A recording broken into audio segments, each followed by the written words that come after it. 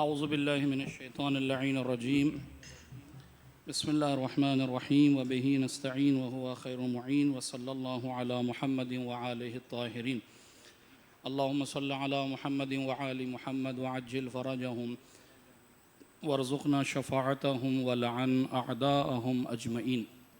अम्मा बाद, क़ाल मौलाना अमीरुल मुअमिनीन अली इब्न अबी तालिब अलैहि सलातु वस्सलाम इलाही तवल्ला मिन अमरी मा अंत अहलो व उद अलैया बिफ़ज़लिका अला मुज़निबिन क़द ग़मरहु जहलो। सलवात बर मोहम्मद व आले मोहम्मद।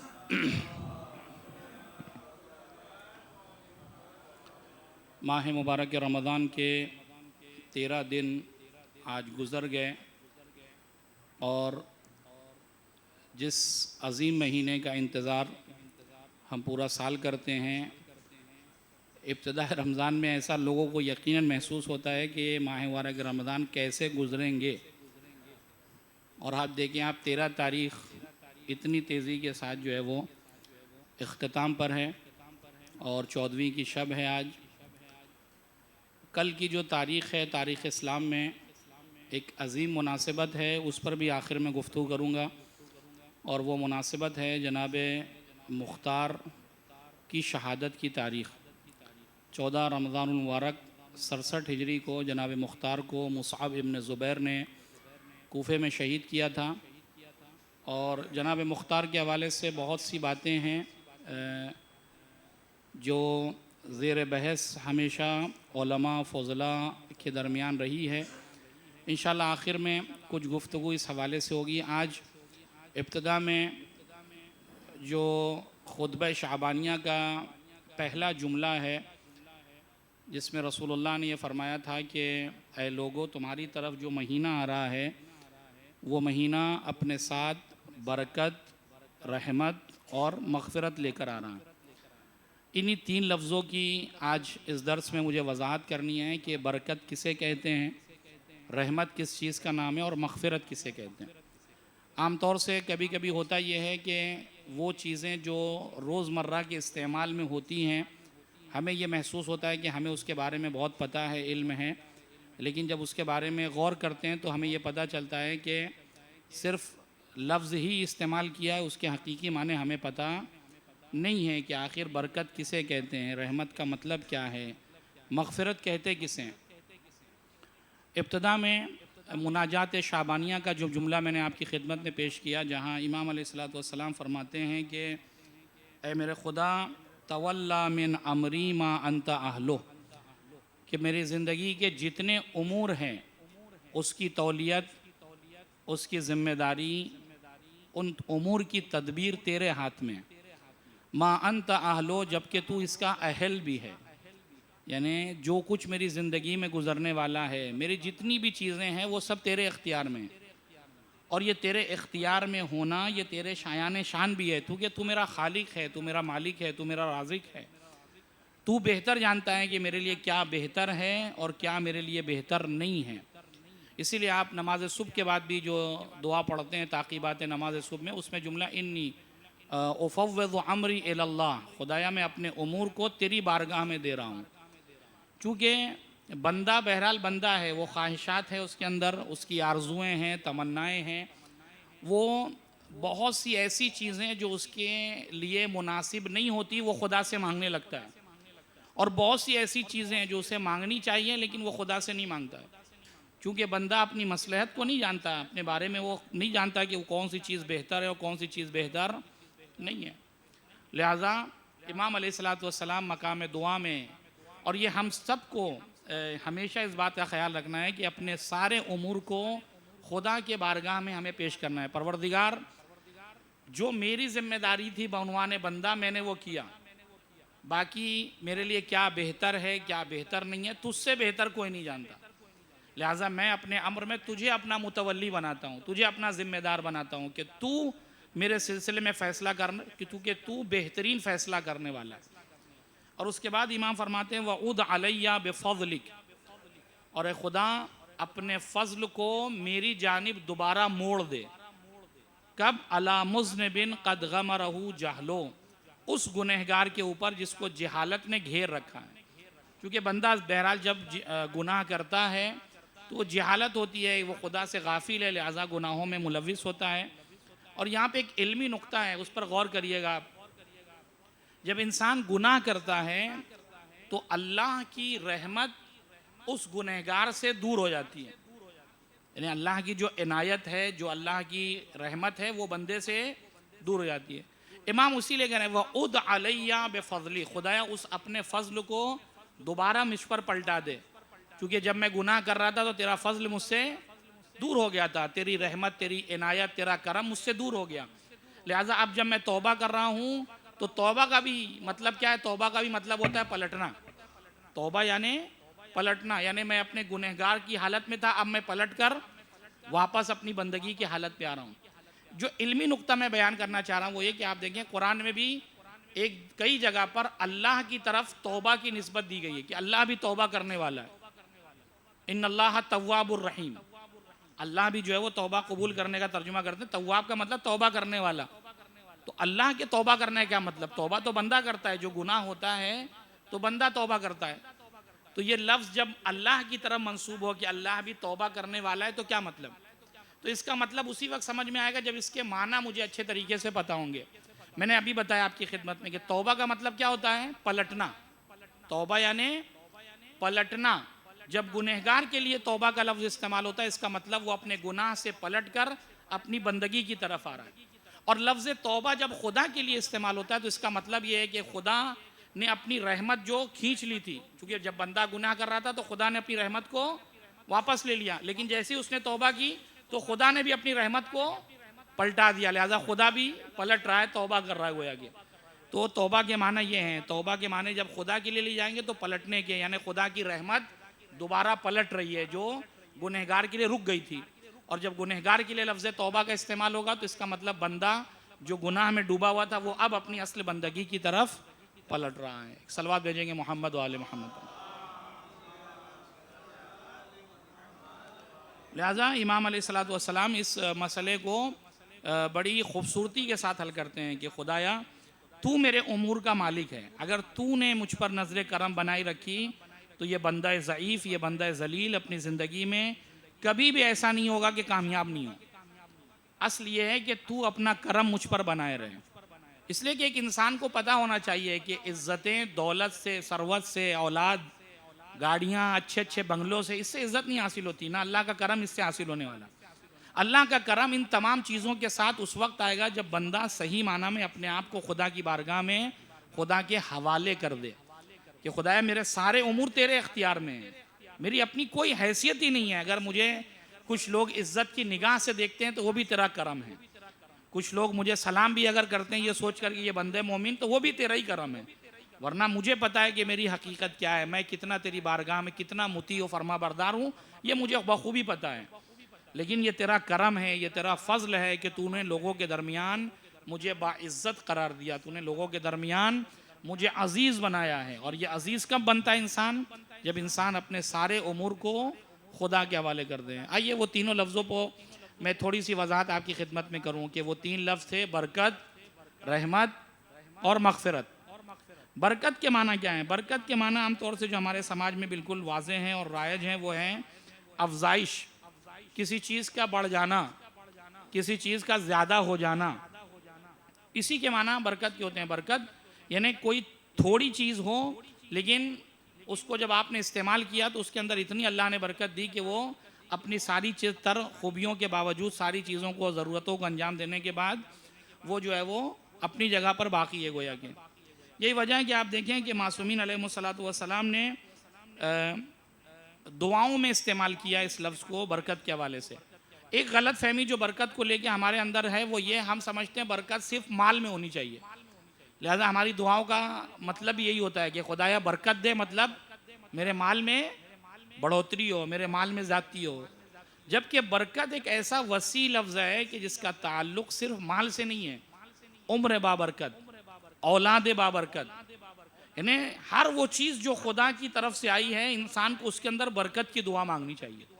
इसलिए आप देखें, मैं जुमला आपकी खिदमत में पेश करूँ दुआओं का। मासूम फरमाते हैं वह बारिक ली फ़ी मा आतैत, ए खुदा, जो कुछ भी तूने मुझे अता किया है उसके अंदर बरकत देना। जो कुछ यानी उम्र, माल, दौलत, सरवत, अजवाज, औलाद, यानी उम्र, हर वो चीज़ जो तेरी तरफ से आई है उसके अंदर बरकत को तलब करना चाहिए। सिर्फ माल की बरकत ज़रूरी नहीं है, इंसान को हर चीज़ में बरकत चाहिए। आप देखें, उम्र में न जाने कितने ऐसे अफराद आपको मिलेंगे 100 साल, 150 साल ज़िंदगी गुजार के जाते हैं, लेकिन उनका 100 साल जीना दुनिया के लिए कोई फ़ायदेमंद नहीं, हत्ता खुद उनके लिए कोई फ़ायदेमंद नहीं होता कभी कभी। उसी के मुकाबले में कितने ऐसे नौजवान आपको मिलेंगे 15 साल, 20 साल, 25 साल, लेकिन ऐसी ज़िंदगी गुजारी है कि वाकई आज भी जो है वो लाखों सलाम उनकी ज़िंदगी पर, उस शहादत को उन्होंने नोश फरमा कर जो 100 साल का रास्ता था वो एक शब में तय करते हुए नजर आए। वो क्यों? इसलिए कि वो उम्र बाबरकत चाहिए। आप हमारे उलमा की ज़िंदगी उठाकर देखिए, शेख सदूक 300 किताबें, शेख मुफीद कई 100 किताबें, अल्लामा मजलिसी की ज़िंदगी उठाकर देखिए कितनी जल्दी ज़िंदगी, और इनकी ज़िंदगी उठाएंगे, उनकी किताबों को आप उठाएंगे तो रोज़ 50 सफ़ा भी अगर काउंट करें तो उम्र कम नज़र आएगी, किताबें ज़्यादा नज़र आएंगी। यानी जहाँ जिस ज़माने में हम एक सफ़ा भी पढ़ने को तैयार नहीं, उनको सफ़ा अगर जो लिखा है उन्होंने, और एक सफ़ा लिखने के लिए कम से कम कितनी किताबें पढ़नी पड़ती है आप खुद बेहतर जानते हैं। आप सोचिए उन उलमा की ज़िंदगी में अल्लाह ने कितनी बरकतें दी थी कि उन्होंने अपनी ज़िंदगी में इतनी किताबें लिखी और उसके बावजूद उतनी कम उम्र में जो है वो, और मज़ीद आपको आगे बढ़ना है, नवे इमाम की ज़िंदगी 25 साल ज़िंदगी, सिद्दीक़ कुबरा की ज़िंदगी 18 साल ज़िंदगी, लेकिन 18 सदियों पे भारी है वो ज़िंदगी। बज़ाहिर आप देखें 18 साल ज़िंदगी होती क्या है, लेकिन ये 18 साल ज़िंदगी अल्लाह ने इतनी बरकत दी कि वो 18 सदियों पे भारी है। आज भी आपकी ज़िंदगी दुनिया वालों के लिए उसवा है, आइडियल है, नमूना है। क्यों? इसलिए कि अल्लाह ने उस ज़िंदगी में बरकत रखी है। लिहाजा जब भी किसी को दुआ दें और किसी से दुआ का मुतालबा करें तो उससे ये नहीं कहे कि मुझे तुलानी उम्र की दुआ दे, उससे कहिए कि मेरे हक़ में उम्र बाबरकत की दुआ करें कि खुदा मुझे जो उम्र दे वो बाबरकत दे। बाबरकत उम्र बनती कैसे है? बाबरकत उम्र बनती उस वक्त जब इंसान अपने साथ साथ समाज और माशरे के लिए जीना शुरू कर दे, जब अपने साथ साथ अपने बरादरान ईमानी के लिए जीना शुरू कर दे, जब अपने आप साथ साथ दीन की बका के लिए जीना शुरू कर दे, तब ये ज़िंदगी जो है बरकत वाली बनती है। आप देखें करबला वालों ने कितने ऐसे थे जो कुछ तो एक रात पहले आए हैं, कुछ 10 दिन पहले मुत्तसिल हुए हैं, कुछ कुछ महीने पहले इमाम के लश्कर में आए, लेकिन कैसी बाबरकत ज़िंदगी पाई है कि लश्कर सैयद शुहदा में आए हैं और आज तक सलाम के मुस्तहक है और क़यामत तक सलाम के मुस्तहक होंगे। ये क्या है? ये बाबरकत ज़िंदगी है, जिस ज़िंदगी को हमको खुदा से तलब करना है। इस दुनिया में ज़्यादा जिंदा रहना कमाल नहीं है, बल्कि जितनी भी ज़िंदगी अल्लाह ने दी उस ज़िंदगी को अपने साथ साथ लोगों पे खर्च करना, लोगों के साथ गुजारना, ये इंसानी ज़िंदगी का कमाल है और यही बाबरकत ज़िंदगी भी है। और आप देखें बरकत के माना अगर और मैं वाजे करूं आपकी खिदमत में कि आज आप 1400 साल की तारीख उठाकर देखिए और आज भी बनी उमैया के जो पिट्ठू हैं, जो बनी उमैया के वारिसीन हैं, उनकी सीरत को उठाइए आप। शियों का कत्ले आम है या नहीं है? यानी 1400 साल की तारीख में शायद ही आपको कोई ज़माना मिलेगा जब शियों को नहीं मारा गया। हर दौर में शिया कुशी, शियों का कत्ले आम। लेकिन आप मुझे बताइए दुनिया के अक्सर हिस्सों में शिया ने अली इब्न अबी तालिब अलैहिस्सलाम है या नहीं है? इसीलिए मेरे उस्ताद ने बड़ी अच्छी मिसाल दी थी, उन्होंने कहा कि शियों की मिसाल अगर देखना और बरकत को समझना है तो उन्होंने एक मिसाल दी। उन्होंने कहा कि एक बकरी साल भर में कितने बच्चे देती है? क्या साल भर में बहुत ज़्यादा 1 या 2, 3 मान लीजिए, चलिए, इससे ज़्यादा तो नहीं देती एक बकरी। लेकिन उसी के मुकाबले में जो नजीस जानवर हैं, चाहे वो कुत्ता हो चाहे वो पिग हो, कितने बच्चे देते हैं? अच्छी खासी तादाद में बच्चे होते हैं। अच्छा ये बताइए दुनिया में सबसे ज़्यादा खाया किसे जाता है?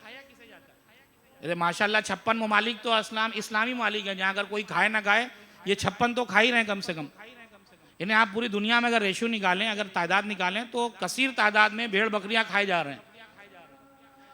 उस्ताद मोहतरम ने कहा इसी का नाम है बरकत। अगर आपको महसूस करना है कि साल में 2 बच्चे देने वाले उन्हें दुनिया में सबसे ज़्यादा खाया जाता है, उसके बावजूद अल्लाह ने उनके वजूद में इतनी बरकत रखी कि दुनिया में सबसे ज़्यादा वो हैं।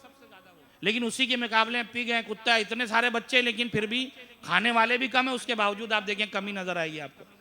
उस्ताद ने इसकी मिसाल दी कि शियों की मिसाल भी अल्लाह ने इसी तरीके से रखी है कि अल्लाह ने नस्ल सैयदुश्शुहदा में, नस्ल सैयद मासूमा में, सैयदुश्शुहदा की नस्ल में, सिद्दीक़ कुबरा की नस्ल में जो बरकत रखी और आपका नाम भी मुबारक रखा है कि वो कौम जो आपसे मंसूब हो जाएगी, अल्लाह उस नस्ल में भी बरकत रखेगा कि 1400 साल तक उस नस्ल को मिटाने की कोशिश की जाएगी, लेकिन हर दौर में, हर ज़माने में, हर जगह उनकी मौजूदगी बताएगी कि बरकत का मतलब ये होता है। एक सलवात भेजिएगा मोहम्मद वाले मोहम्मद पर।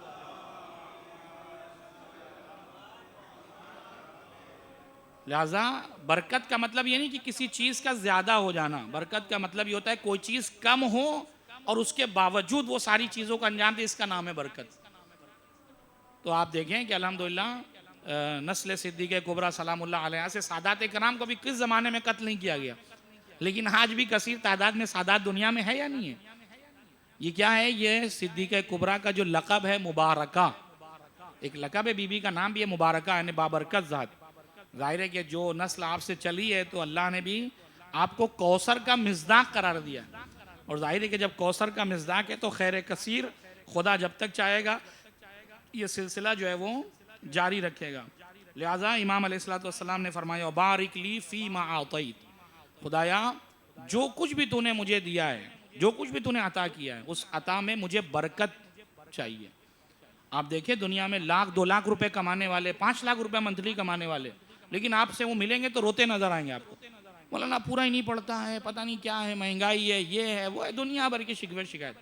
उसी के मुकाबले में एक 25-30 हज़ार रुपये कमाने वाला उससे मिलिए, कहेगा मौला बड़ा शुक्र है खुदा का कि उसने जो है वो जितनी भी दौलत दी है, जितनी भी रिस्क दिया है, उसमें इतनी बरकत है कि सारा मेरे उमूर अंजाम पा जाते हैं और मैं सुकून से अपनी ज़िंदगी गुजार रहा हूँ।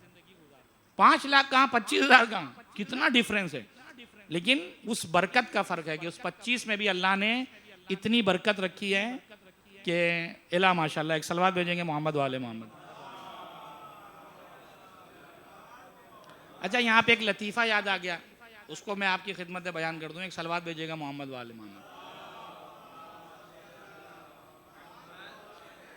एक साहब पहुँचे मौलाना साहब के पास, उन्होंने कहा कि मौलाना साहब आपकी तनख्वाह मसलन फ़र्ज़ करिए 20-25 हज़ार नजराना आपका दिया है, बड़ी बरकत दी अल्लाह ने आपको, और मेरे पास जो है वो 1 लाख रुपया मंथली में कमाता हूँ, लेकिन बरकत नाम की कोई चीज़ ही नहीं है। 1-2 लाख कितना पैसा है, लेकिन बरकत ही नहीं है।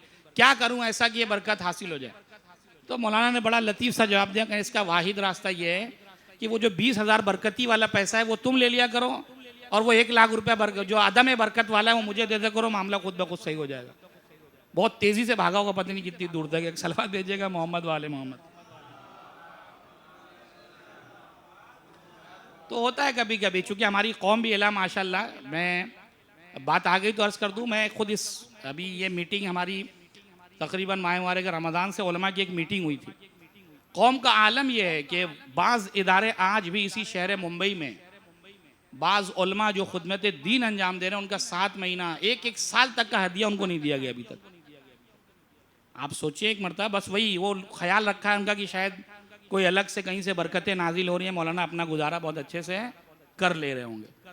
तो ये सोचने का मकाम है कि अगर कौम इस तरीके से उलमा की खिदमत गुजार बनेगी तो फिर जाहिर है कि आप सोचें कि क्या हालत होंगे। और इसी जगह मैंने किसी खुतबे में यहाँ एक बात अर्ज़ की थी कि जो मौजूदा हालात हौज़े के हैं, जितनी तेज़ी के साथ लोग इल्म दीन से दूर होते जा रहे हैं, हौज़े में जो तादाद, हम अपने ज़माने की बात करें और जो बुज़ुर्गान हैं वो अपने ज़माने की बात करें, हम 56 लोग गए थे इंटरव्यू देने के लिए, उसमें से 6 लोग का इंतखाब किया, 8 लोग गालिबन पास हुए थे, बाकी 48 लोग रद्द कर दिए गए कि आप एडमिशन नहीं ले सकते। आज का हाल ये है कि कोई एडमिशन लेने ही नहीं आता। यानी अगर यही सूरत हाल कौम की रही और लोग इल्म दीन नहीं सीखने आएंगे तो आप यकीन जाने 10-12 साल को आपको एक पेश नमाज, अगर एक आपको कायदे का पेश नमाज भी चाहिए होगा तो वो भी कौम को मिलने वाला नहीं है।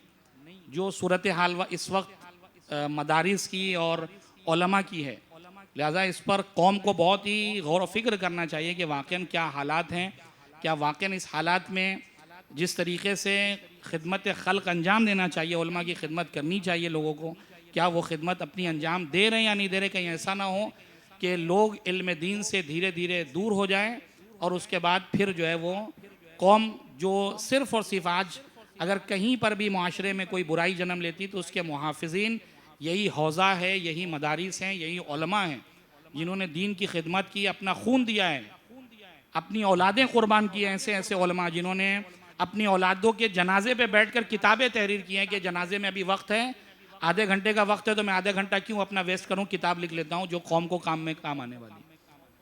तो ये ज़रूरी है कि अगर उलमा अपनी खिदमतों को अंजाम दे रहे हैं तो कौम को भी अपनी जिम्मेदारियों को पूरा करना चाहिए, ताकि ये निज़ाम जो है वो मुअत्तल ना होने पाए। ये निज़ाम उसी शान व शौकत से जैसे माजी में चला है उसी तरीके से हाल और मुस्तकबिल में भी चलता रहे। एक सलवात भेजेंगे मोहम्मद वाले मोहम्मद। लिहाजा बरकत के ये माना है। अब इसमें बहुत सी बातें हैं, मगर चैप्टर बहुत बड़ा है, सिर्फ मैंने बहुत ही ज़ाहिरी माने आपकी खिदमत में अर्ज़ किया। उसके बाद आगे बढ़ते हैं बात को। रहमत, बरकत के बाद जो अगला लफ्ज़ है वो रहमत। रहमत किसे कहते हैं? रहमत कहते हैं इनायत को, अल्लाह की खुसूसी तवज्जो, इसे कहते हैं रहमत। रहमत यानी अल्लाह की खुसूसी तवज्जो, अल्लाह की इनायत, अल्लाह का करम, अल्लाह की नज़र नवाजिश, अल्लाह का फ़ज़ल, इसका नाम है रहमत। अब रहमत को भी आप देखें तो रहमत भी दो तरह की है। आप रोज़ पढ़ते हैं, हर जगह पढ़ते हैं, सुबह शाम कितनी मरतबा पढ़ते हैं बिस्मिल्लाहिर्रहमानिर्रहीम। रहमान और रहीम दोनों के माना क्या है? रहम करने वाला, यही तो माने रहमान और रहीम के। इसीलिए किसी मासूम से लोगों ने पूछा कि मौला ये रहमान और रहीम में फ़र्क क्या है? आखिर दोनों के माना तो एक ही है, रहम करने वाला। तो ये ज़रूरत क्या है बिस्मिल्लाह में रहमान भी कहें और रहीम भी कहें? तो इमाम मासूम ने कहा कि रहमान और रहीम में फ़र्क पाया जाता है। रहमान यानी अल्लाह की रहमत जो सबके लिए आम है, उसमें अल्लाह ने कोई भेदभाव नहीं किया है। अगर सूरज निकलेगा तो सबके लिए निकलेगा, चाहे वो अल्लाह का शाकिर बंदा हो, चाहे अल्लाह का काफिर बंदा हो, नमाजी हो, बेनमाजी हो, कोई मतलब नहीं। अल्लाह बारिश नाजिल करेगा तो वही नहीं देगा कि जहाँ बेनमाजी हो तो वहाँ एक कतरा भी पानी नहीं बरसाना, नहीं।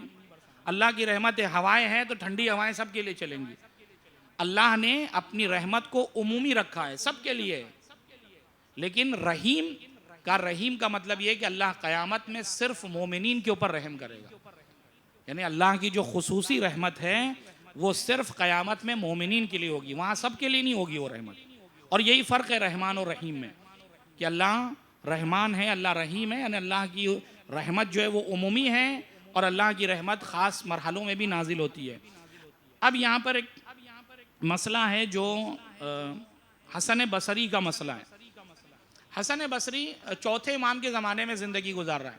अच्छा, इस टाइप के लोग आपको हर दौर में मिलेंगे जो दो चार किताबें पढ़ने के बाद उन्हें ऐसा एहसास होता है कि बस अब तो बस थोड़ी देर रह गई है, वरना अगर वो थोड़ी सी भी गुंजाइश होती तो 13वें मासूम का लक़ब मुझे मिल जाता, 13वें इमाम का लक़ब मुझे मिलता, 15वां मासूम में बन जाता। होता है, मुश्किल होती है बाज़ लोगों को, जब चोर चार अल्फाज कुछ सीख लेते हैं तो फिर उन्हें जो है वो उल्टी होने लगती है कि कुछ ना कुछ बोलते रहो, कुछ ना कुछ नज़रिया देते रहो, कभी उलमा पे एतराज़ करो, कभी इस पे एतराज़ करो, कि समाज और माशरे में ऐसा लगे कि हाँ मैं बहुत रोशन फ़िक्र हूँ। ये हसन बसरी टाइप के लोग हैं जो अपनी फ़िक्र को दीन का नाम देते हैं। इन्होंने आकर ये समाज और माशरे में ये ऐलान किया कि अगर सारे लोग हलाक हो जाएं तो मुझे इसमें कोई ताज्जुब नहीं है। हसन बसरी ने क्या कहा कि अगर सारी कायनात हलाक हो जाए तो मुझे ताज्जुब नहीं होगा, ताज्जुब तब होगा जब कुछ लोग बच जाएं, कुछ लोग अगर नजात पा लें तो मुझे ताज्जुब होगा कि कैसे बच गए। इमाम से आकर किसी ने कहा कि मौला हसन बसरी ऐसा कह रहा है। इमाम ने कहा गलत कह रहा है। इमाम ने कहा मेरा नज़रिया ये है कि अगर सारी दुनिया नजात पा जाए तो मुझे ताज्जुब नहीं होगा, लेकिन अगर कुछ लोग नजात ना पाए तो मुझे ताज्जुब होगा कि अल्लाह की रहमत इतनी वसी थी, अल्लाह ने इतनी जगह जगह पर बहाने तलाश कर कर अपनी रहमत का साया रखकर लोगों को माफ़ किया, तो ये कैसे रह गया।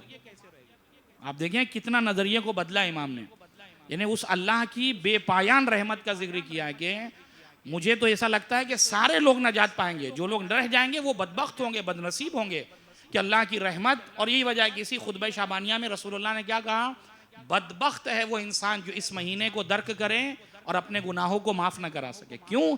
इसलिए कि सबसे बड़ा बदबख्त इंसान वो है जो समंदर के पास पहुँच कर भी प्यासा रह जाए।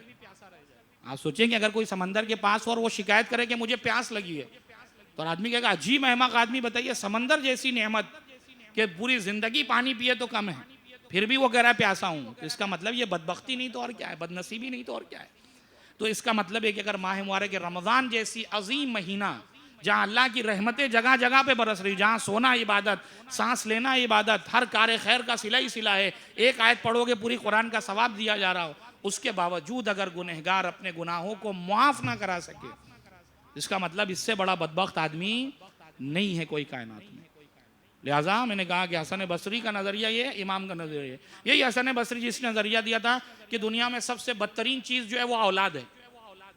बेअस शै अल वलद, क्यों का जब तक जिंदा रहता है इसका खर्चा उठाते रहो, और अगर जिंदगी में मर जाए बाप के तो जिंदगी जो है अजीरन बन जाए बाप की के, जवान का दाग जो है बाप बर्दाश्त नहीं कर सकेगा। लिहाजा कितनी बुरी चीज़ है ये औलाद।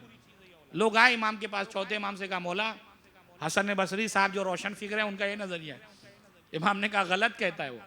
इमाम कहते हैं निअमत शै अल वलद, अल्लाह ने कायनात में सबसे अच्छी चीज़ जो रखी है वो औलाद है। तो कैसे मौला? का जब तक जिंदा रहता है बाप की मददगार होता है, बाप का मदद करता है वो, और जब बाप चला जाता है तो बाप के हक में दुआ करता है, बाप के लिए इसाले सवाब करता है। तो ये अच्छी चीज़ है या बुरी चीज़ हुई? यानी हसन बसरी नज़रिया क्या दे रहा था और इमाम उसके मुकाबले में क्या नज़रिया दे रहे हैं?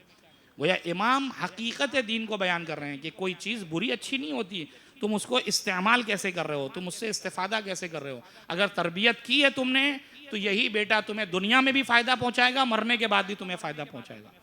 लेकिन अगर तरबियत नहीं की है तो फिर दुनिया में भी अजाब बनेगा, मरने के बाद भी अजाब बनेगा। एक सलवात भेजिएगा मोहम्मद वाले मोहम्मद। एक और सलवात भेजेंगे।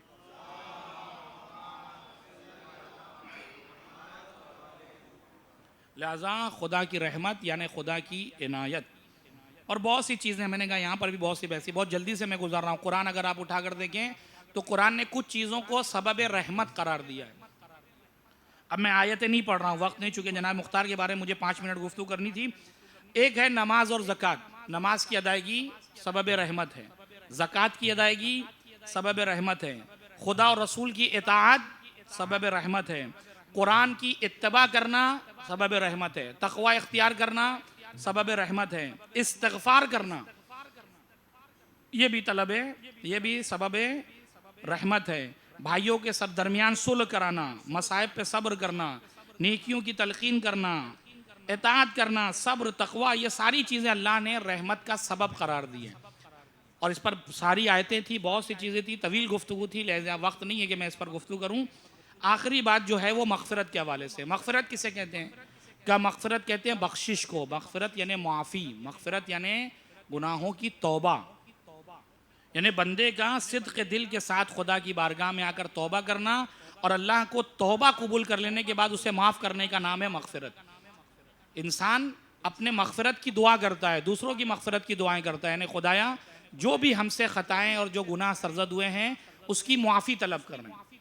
और ये मुआफ़ी जब खुदा की बारगाह में ओके हो जाए तो उसका नाम होता है मग़फ़िरत, यानी खुदा ने उसे माफ़ कर दिया। खुदा ने कितनी 300 से ज़्यादा आयतें हैं जहाँ खुदा ने अपने गफ़ूर होने का ऐलान किया। इन्नल्लाह गफ़ूरुर रहीम, गफ़ूरुर रहीम, कितनी जगह पे कुरान मजीद आप उठा कर देंगे, बार बार खुदा ने अपने गफ़ूर, माफ़ करने वाले का जिक्र किया कि मैं माफ़ करने वाला हूँ, मेरी रहमत मेरे गज़ब पर हावी होती है। लिहाजा बंदो घबराने की ज़रूरत नहीं है। अगर तौबा की है, तुमसे गुनाह हो गए, कोई बात नहीं, आओ बाबे तौबा तुम्हारे लिए खोल रखा है। और ये माह मुबारक रमज़ान जैसी फजीलत अगर किसी को नसीब हो जाए तो इस महीने में हमें ज़्यादा से ज़्यादा मग़फ़िरत की दुआ करनी चाहिए। खुदाया जो भी गुनाहान सगीरा और कबीरा, अमदन सहवन, किसी मोमिन का हक़ ज़ाया किया, किसी को दिली तकलीफ़ दी, उन तमाम चीज़ों की मग़फ़िरत की दुआ करें, और जिनके हुकूक अदा नहीं किए, ख़ास तौर से हुकूकुल इबाद, उन हुकूक को अदा करें ताकि सही माना में मग़फ़िरत हमें नसीब हो सके। एक सलवात दीजिएगा मोहम्मद वाले मोहम्मद। गरचे इसी कुरान में कुछ लोगों का जिक्र किया गया है कि जहाँ अल्लाह की मग़फ़िरत नहीं पहुँचने वाली। कुरान की आयतें हैं जहाँ कुफ़ार, मुशरिकीन, मुनाफ़िकीन, अल्लाह ने साफ लफ्ज़ों में कहा इन्नल्लाह ला यग़फ़िरु अन युश्रक बिह, अगर किसी ने शिरक करार दिया तो अल्लाह उसे माफ़ करने वाला नहीं है। कभी कुरान कहता है कि इन्नल्लज़ीना कफ़रू वसद्दू अन सबीलिल्लाह, वो लोग जिन्होंने कुफ़रान नेमत किया, कुफ्र इख्तियार किया और लोगों को अल्लाह के रास्ते से रोका है, सुम्मा मातू, और बग़ैर तौबा किए हुए मर गए, वहुम कुफ़ारुन फ़लन यग़फ़िरल्लाहु लहुम, अल्लाह उन्हें माफ़ करने वाला नहीं है। लिहाजा कुछ अफराद ऐसे हैं जिनकी मग़फ़िरत खुदावंद मुताल ने साफ़ लफ्ज़ों में कह दिया कि माफ़ नहीं करेगा, और कहीं इस मग़फ़िरत को अल्लाह ने अपनी मर्ज़ी पे छोड़ा है। कुरान कहता है वयग़फ़िरु लिमन यशा व युअज़्ज़िबु मन यशा, अल्लाह जिसको चाहता है मुआफ़ करता है, जिसको चाहता है मुआफ़ नहीं करता, जिसे चाहता है उसे अज़ाब में मुफ्तला करता है। खुदावंद मुताल से इस अजीम महीने में दुआ गो हैं कि परवरदिगार इस अजीम महीने में जो माह रहमत है, माह बरकत है, माह मग़फ़िरत है, हम सब को अपने उमूर में खुदाया जितनी चीज़ें तूने हम सबको अता की हैं उसमें बरकत नाजिल फरमा। खुदाया हमारे वजूद पर अपनी रहमत, अपनी अताएँ, अपनी बख्शिशें नाजिल फरमा। और जो भी हमने गुनाह किए हैं, चाहे वो सगीरा हो चाहे कबीरा हो, आमदन हो सहवन हो, उन तमाम गुनाहान सगीरा और कबीरा को मुआफ़ फरमा। एक सलवात भेजेंगे मोहम्मद वाले मोहम्मद पर। आखिर के 5 मिनट जनाब मुख्तार के हवाले से गुफ्तगू करना चाह रहा था कि आप देखें कि जनाब मुख्तार अलैहिस्सलातु वस्सलाम की शख्सियत एक बड़ी अजीम पर्सनालिटी है। जनाब मुख्तार की विलादत 1 हिजरी में हुई है और शहादत 67 हिजरी, तकरीबन 66 साल की ज़िंदगी है जनाब मुख्तार की। यानी अगर आप ये कहें तो इमाम हुसैन अलैहिस्सलातु वस्सलाम से बड़े हैं उम्र में, हत्ता कि इमाम हसन अलैहिस्सलातु वस्सलाम से भी बड़े हैं उम्र में। यानी 1 हिजरी में आपकी विलादत हुई और 67 हिजरी में कूफे में आपकी शहादत हुई है। जनाब मुख्तार के हवाले से बहुत सी बहसें हैं जो कभी दुश्मनान इस्लाम की जानिब से, कभी खुद अपने जानिब से लोग अपने जो शियान अली इब्न अबी तालिब अलैहिस्सलातु वस्सलाम है वहाँ से भी गुफ्तगू होती है। चूँकि तारीख़ में जनाब मुख्तार के लिए दोनों तरह की रिवायतें हैं। बाज़ रिवायतें उनकी फ़जीलत में हैं, उनकी मदह की गई है, उनकी तारीफ़ की गई है। बाज़ रिवायतों में यह है कि नहीं, वो हुकूमत की लालच रखते थे, मसलन उन्हें जो है हुकूमत चाहिए थी, लिहाजा इमाम सज्जाद उनसे नाराज़ थे, बकिया मासूमीन नाराज़ थे, लिहाजा जो है वो अच्छी शख्सियत नहीं थी। इस तरह की भी रिवायतें तारीख़ में मौजूद हैं।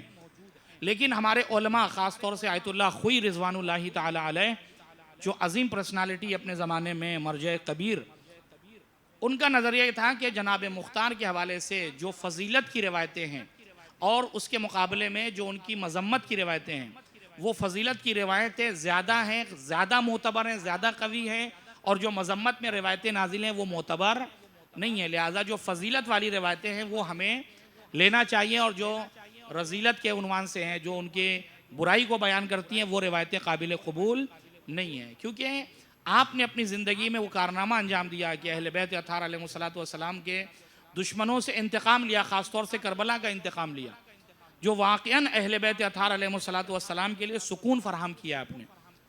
इमाम सज्जाद का दुआएं देना, इमाम बाक़िर का दुआएं देना, इमाम जाफ़र सादिक़ अलैहिस्सलातु वस्सलाम का दुआएं देना, इमाम मासूम का दुआ देना, जनाब मुख्तार के बेटे के लिए दुआ करना कि तुम्हारा बाप जो है वो कितना अजीम शान इंसान था, ये छठे इमाम ने जो बयान किया, ये ख़ुद इस बात की दलालत करता है कि अइम्मा अत्हार अलैहिस्सलातु वस्सलाम आपकी शख्सियत से राज़ी थे। ऐसा नहीं था कि आपकी शख्सियत से राज़ी नहीं थे।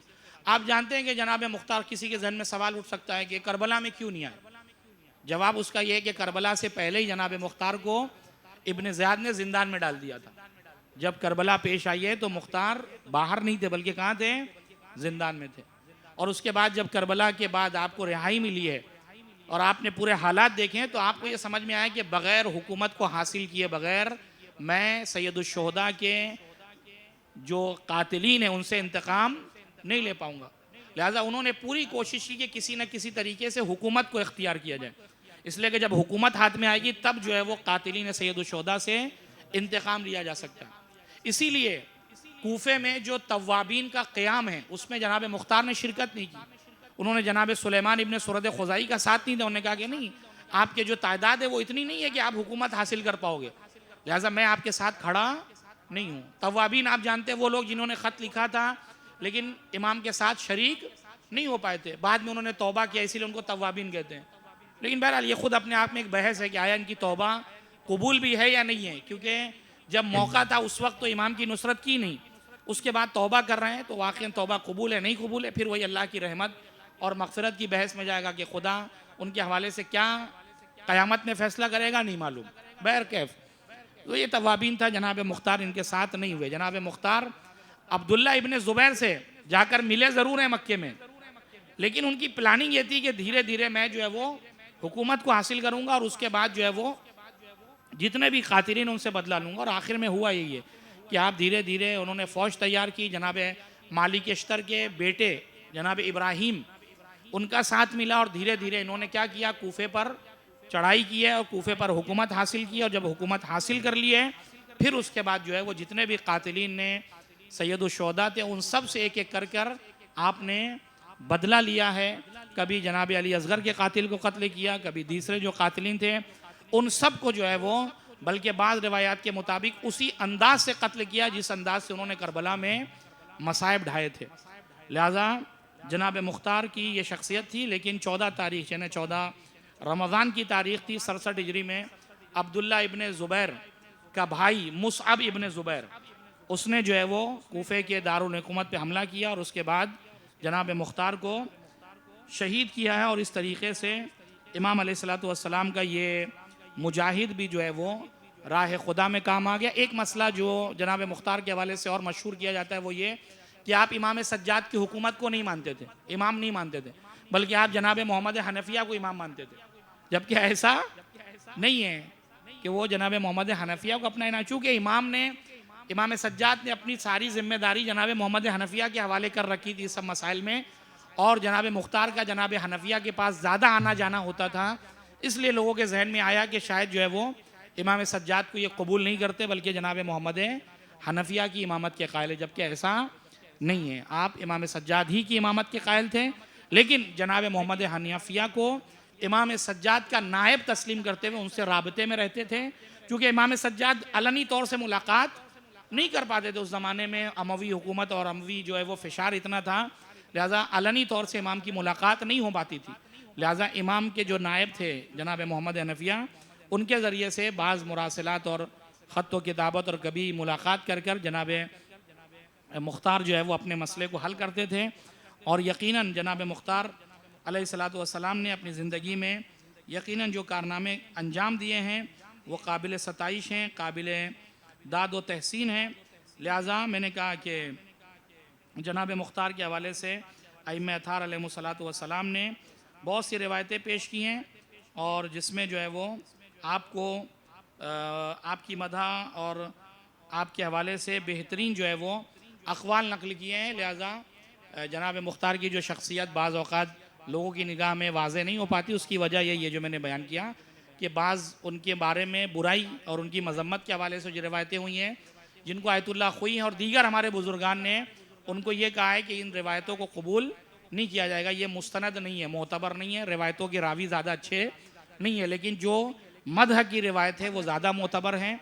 लिहाजा जनाब मुख्तार की शख्सियत एक अजीम शख्सियत है जिन्होंने वाक़अन ख़ाने अहले बैत अत्हार अलैहिस्सलातु वस्सलाम में खुशी को पहुँचाया है, अहले बैत अलैहिस्सलातु वस्सलाम के दिल में खुशी को दाखिल किया है। और इससे बड़ी फजीलत आपकी नहीं हो सकती कि आपने कातिलीन सैयदुल शुहदा से बदला लिया है, जिसकी वजह से अहले बैत अत्हार अलैहिस्सलातु वस्सलाम आपसे खुश हुए हैं और आपको दुआएं दी हैं। परवरदिगार हम सबको सही माना में सीरत अहले बैत अत्हार अलैहिस्सलातु वस्सलाम पर चलने की तौफ़ीक़ इनायत फरमा। अपनी ज़िंदगी को, अपनी ज़िंदगी के हर लम्हे को खुदा की बारगाह में वक्फ़ करने की तौफ़ीक़ इनायत फरमा। ज़माने के इमाम के ज़ुहूर में ताजील फरमा। हम सबको उनके मुखलिस गुलामों में शुमार फरमा। रब्बना तक़ब्बल मिन्ना इन्नका अंतस समीउल अलीम।